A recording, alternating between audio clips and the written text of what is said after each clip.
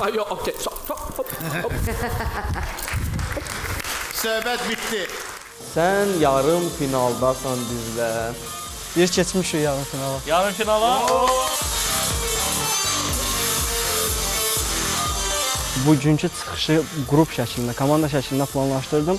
Lakin bir gün qalmış bu fikri dəyişdim. İnanıram ki, öz potensialımı elə özüm tək çatdıra biləcəm, həm jüri heyətinə, həm tamaşaçılarına. Ümidvaram həm jüri heyəti, həm də tamaşaçılar bugünkü çıxışımı bəyənərlər.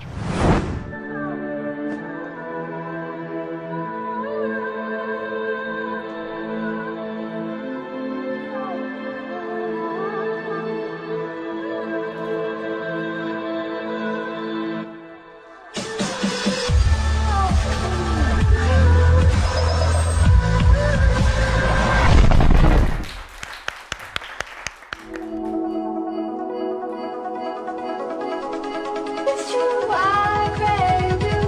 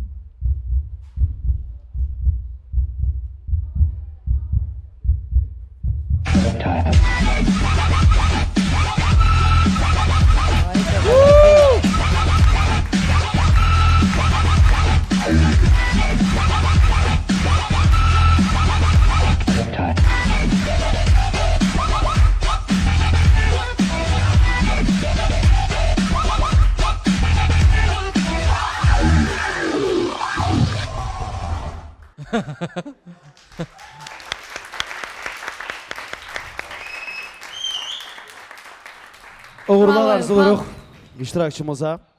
Müsiflər heyətimizin fikrini öyrənək. Murad müəllim, buyurun. Siz çox yaxşı insansınız, mənə elə gəlir. Siz çox gözəl insansınız və mənə elə gəlir ki, siz bu işin peşəkarısınız.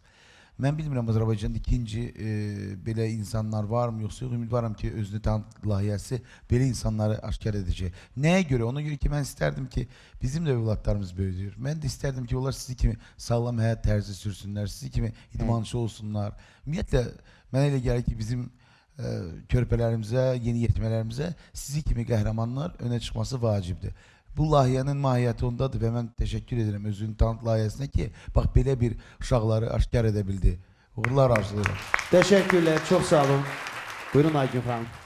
Performansınızı belə deyim də daha da şampliyana etmək üçün canan bu filfiloşkalardan istifadə. İcazə verin, mən tərcümə eləyim. Filfiloşka bir şampliyana. Mən izah edeyim, tərcümə eləyəcəm. Məsələ ondadır ki, performans sizin tamaşanız o qədər gözəl idi ki, o filfiloşka dediniz də? Lütfə əlindəkilər. Bəli, bəli. O Adını bilmirəm. nunchaki. Nunchaki deyirlər, düzdür mü? Nunchaki. Nunchakilərdən istifadə etmeniz çox gözəl idi. Hə. Çox gözəl idi. Şampliyana filfiloşka. Zəhmət olmasın. Efirlər. Buyurun Malik müəllim. Mükemmel, süper. Heç nə deyə bilmirəm. Uğurlar arzulayırıq. Alqışlayaq, alqışlarınızla yola salaq Elkanı.